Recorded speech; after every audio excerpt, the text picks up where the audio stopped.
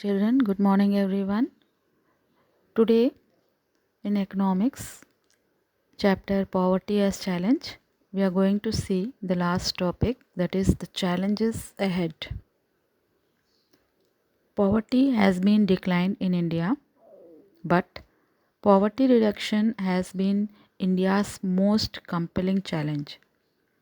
There are wide disparities in poverty that are visible between rural and urban areas and among different states, which we have seen in interstate disparities in the previous classes.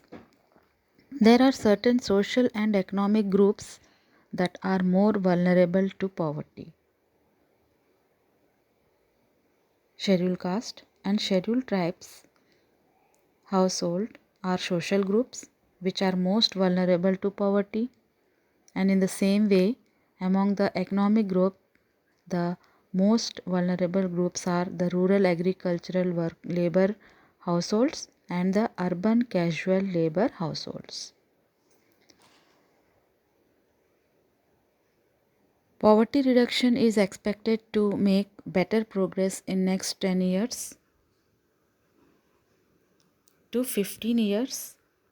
This would be possible mainly due to higher economic growth, increasing stress on universal free elementary education, declining population growth, increasing empowerment of the women and the economically weaker sections of the society.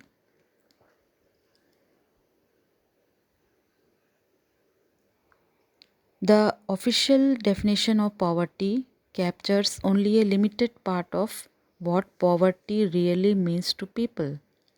It is about a minimum subsistence level of living rather than a reasonable level of living. Many scholars advocate that we must broaden the concept into human poverty. So let us understand what is human poverty. Human poverty is a broader concept than the official of poverty. Human poverty elevation refers not only to feed themselves but to have proper education, shelter, health care, job security, and above all, self confidence. There will be no existence of caste, gender discrimination, child labor, etc.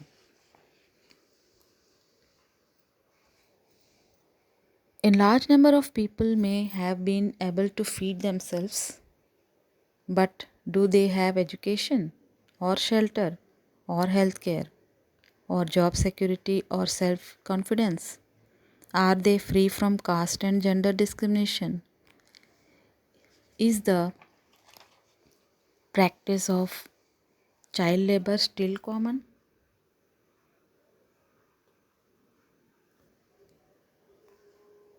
Worldwide experience shows that the definition of what constitutes poverty also changes with development.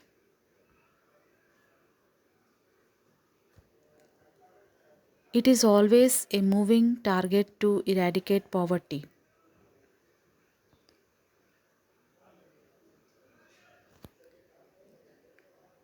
It is hoped that we will be able to provide the minimum necessary in terms of only income to all people by the end on the next decade, but the target will move off for many of the bigger challenges that still remain.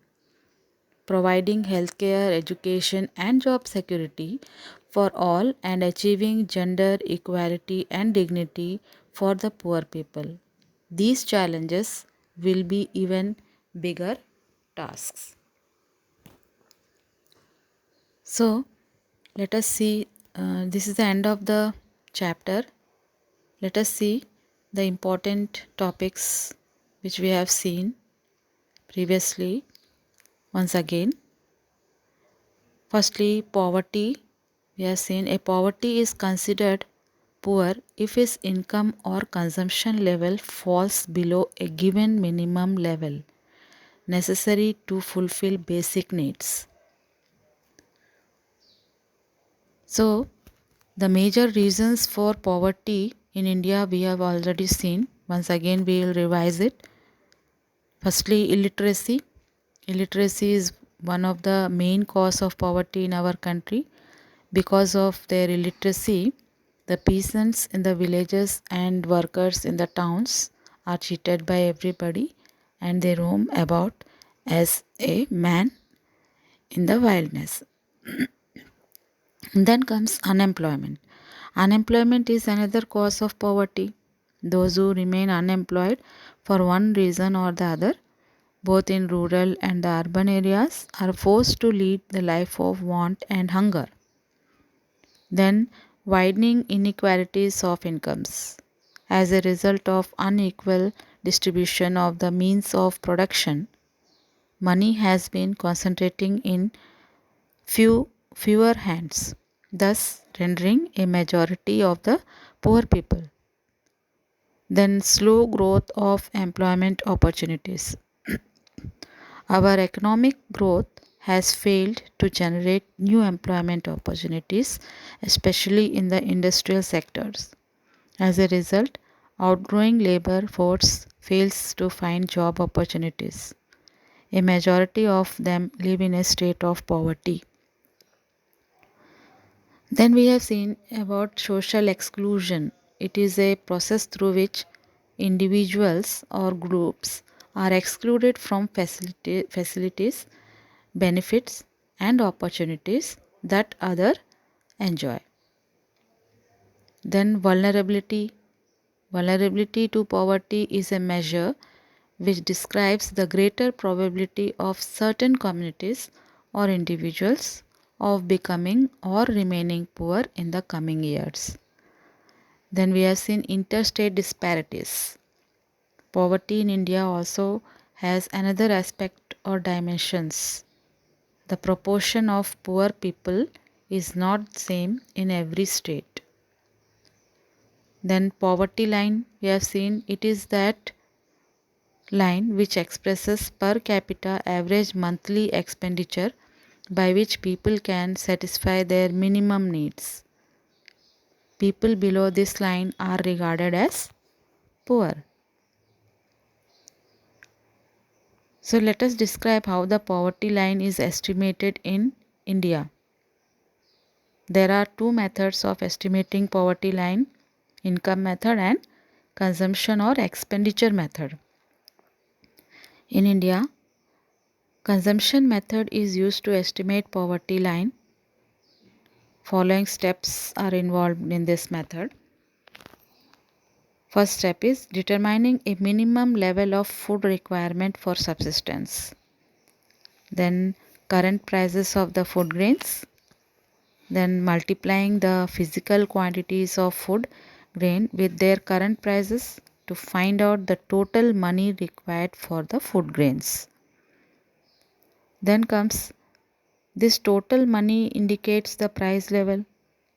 In India, poverty line is determined on the quantity of minimum calories requirement for subsistence. As we have studied earlier, the accepted average calorie requirement in India is 2400 calories per person per day in rural areas and 2100 calories per person per day in urban areas. The method adopted in India for determining poverty line has been explained.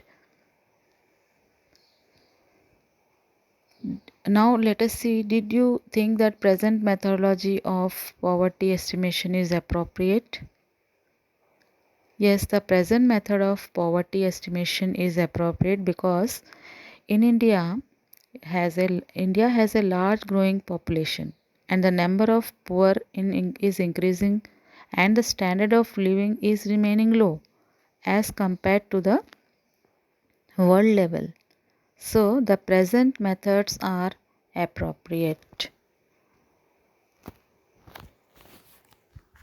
We have learned some targeted anti-poverty programs in this chapter. They are Mahatma Gandhi National Rural Employment Guarantee Act 2005 it was passed, and then Prime Minister Rozgar Yojana, Rural Employment Generation Program, Swarna Jayanti Gram Swarozgar Yojana, Pradhan Mantri Gramoday Yojana, etc.